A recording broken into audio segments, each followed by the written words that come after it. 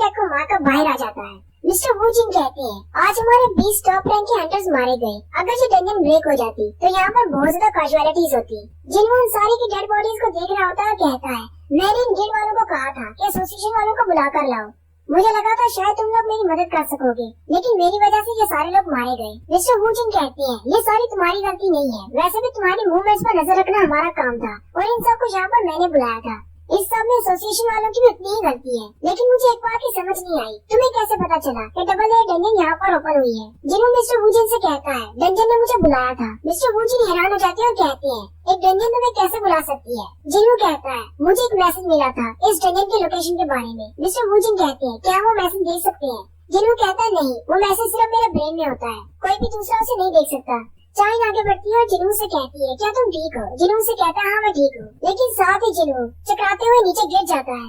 जिन्हों जमीन पर गिर जाता है और बाकी के सारे हंटर्स परेशान हो जाते हैं। नेक्स्ट सीन जापान का होता है जहाँ पर बड़े बड़े ट्रकों में माना क्रिस्टल को भर कर लाया जाता है और उन सारे क्रिस्टल्स को एस रैंक के गेट के बाहर अनलोड किया जाता है। यूरी ऑर्लो भी वहाँ पर खड़ा होता है और कहता है यहाँ पर 2 मिलियन टन माना क्रिस्टल्स लाए गए हैं, इतना काफी होगा एक बैरियर बनाने के लिए। यूरी ऑर्लो कहता है मैं एक बैरियर क्रिएट करूंगा, उसके बाद वो अपने आप इन माना क्रिस्टल से एनर्जी लेते हुए अपने आप को कंप्लीट कर लेगा और ये डंजन का गेट क्लोज हो जाएगा। लेकिन साथ ही यूरी कहता है यहाँ पर कुछ बहुत ही अजीब है। साथ खड़ा बंदा उसे कहता है क्या हुआ, क्या हमारा बैरियर कमजोर है, क्या वो टिक नहीं पाएगा? यूरी उसे कहता है नहीं, बैरियर तो बिल्कुल ठीक है, लेकिन यहाँ पर कोई है जो कि बहुत ज्यादा पावरफुल है।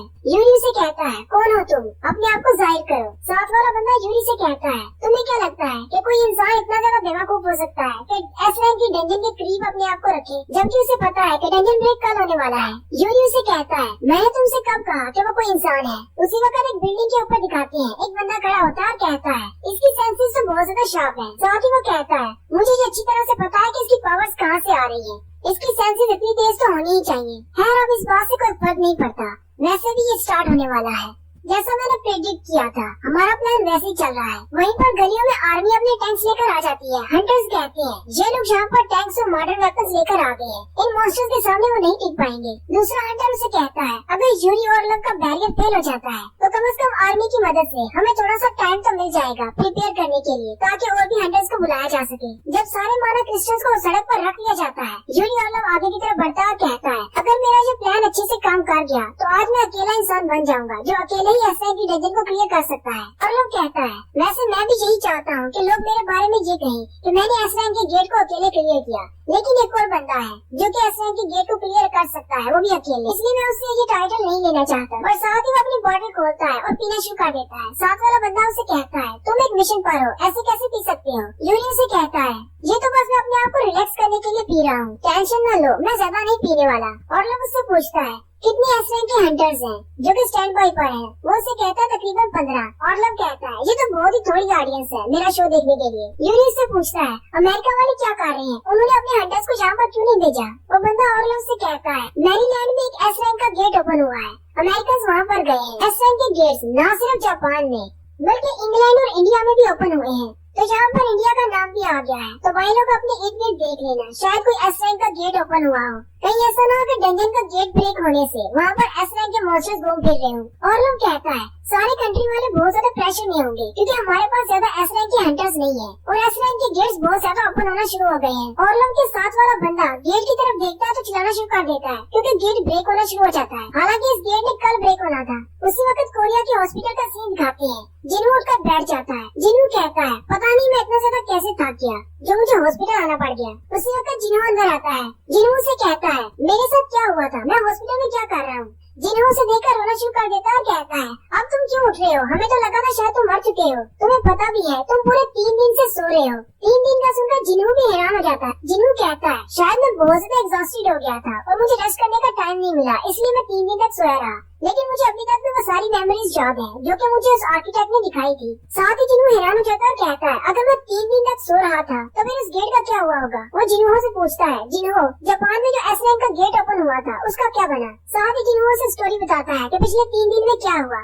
स्टोरी हमें जापान में ले जाती है। उस गेट के ब्रेक होने के साथ ही उसमें से जाइंट्स निकलना शुरू हो जाते हैं, जबकि यूरी ऑर्लम उनके सामने खड़ा होता है और शो ऑफ करते हुए कहता है ये तो कोई बड़ा मसला नहीं है, मैं अभी भी इसे रोक सकता हूँ। यूरी अपने मैजिकल बैरियर को बनाना शुरू करता है और उन सारे माना क्रिस्टल से मैजिकल एनर्जी लेना शुरू कर देता है। और उस गेट के इर्द गिर्द एक बड़ा सा बैरियर बना देता है। सामने से पहले एक बड़ा सा जायंट निकलता है। यूरी ओरलोव उसकी तरफ देखता है और कहता है, तुम्हें क्या लगता है कि तुम अपनी इस मैजिकल पावर से, तुम अपने इस छोटे से वेपन से मेरे इस बैरियर को तोड़ सकते हो? उसी वक्त पीछे से एक बड़ा सा हाथ निकलता है और उस बड़े से जायंट को पीछे काट देता है और पीछे वाला जायंट उससे भी बड़ा जायंट होता है। उस बड़े वाले जायंट को देखकर यूरी ओरलोव बहुत ज्यादा घबरा जाता है। वो बड़ा वाला जायंट अपनी तलवार को घुमाता है और उसके बैरियर को काट देता है। वे यूरी ओरलोव को भी मार देते हैं और इस तरह वो रेड फेल हो जाती है और जायंट्स बाहर निकल आते हैं और पूरे जापान में तबाही मचा देते हैं। नेक्स्ट सीन जिन्हों के डैड का दिखाया जाता है जो कि सो रहे होते हैं। उसी वक्त उन्हें होश आती है और वो अपने सेक्रेटरी से पूछते हैं, मैं कितनी देर तक सो रहा था? वो उनसे कहता है, आप 23 घंटे तक सो रहे थे। अगर आप 1 और घंटे तक नहीं जागते तो हम लोग आपको हॉस्पिटल ले जाते, जैसा कि आपने हमें ऑर्डर दिया था। उनका असिस्टेंट जल्दी से उनके सामने फाइल रखते हुए कहता है, जैसा कि आपने मुझे इन्फॉर्मेशन इकट्ठी करने के लिए कहा था, मैंने इन्फॉर्मेशन इकट्ठी कर ली है।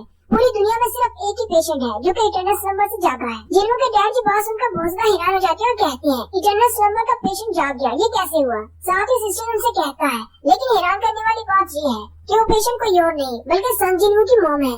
जिन्हों के फादर सोचते हैं शायद जिन्हों के पास कोई ऐसी मैजिकल एबिलिटी हो जिससे वो इंटरनल स्लम्बर के पेशेंट को ठीक कर सकता है। फादर सिस्टर से कहते हैं, और दूसरी बात क्या है? असिस्टेंट उनसे कहता है, आपकी बेटी जिन्हों यहाँ पर आ चुकी है।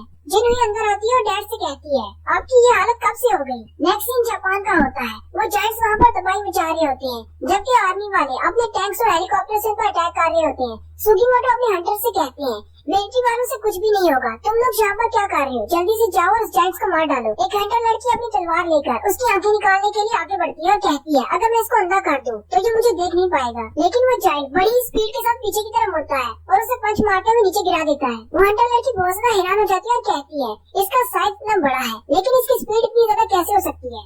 वहीं पर एक न्यूज रिपोर्टर हेलीकॉप्टर में बैठकर ये सब कुछ लाइव दिखा रहा होता है कि किस तरह जायंट्स ने जापान में तबाही मचा रखी है। जापान तो इस वक्त बिल्कुल लिविंग हेल लग रहा है, जबकि जिन्हों भी कोरिया में बैठा के न्यूज देख रहा होता है। जिन्हों सोचता है, अगर इसी तरह ये जायंट्स आगे बढ़ते रहे जेजू आइलैंड की तरह ही, ये सारे एशिया के लिए खतरा बन जाएंगे। मुझे जल्दी से जापान जाना होगा। उसी वक्त उसकी बहन उसे कहती, तुम वहाँ मत जाओ। जिन्हों पीछे की तरफ मुड़ता है तो वह दरवाजे में खड़ी होती है और उसे कहती है, तुम्हें वहाँ नहीं जाना। जिन्हों से कहता है, ये तुम क्या बात कर रही हो? जिन्हों उसे कहती है, मैं नहीं चाहती कि तुम जापान जाओ।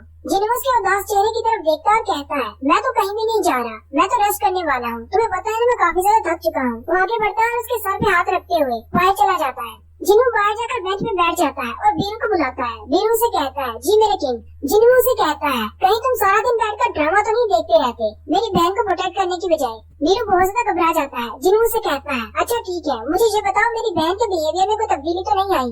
बीरू से कहता है, नहीं मैंने ऐसा कुछ भी नोटिस नहीं किया। जिन्हों कहता है, मुझे लगता है कि मेरी बहन अभी भी उन ऑर्क्स के इंसिडेंट की वजह से डरी हुई है।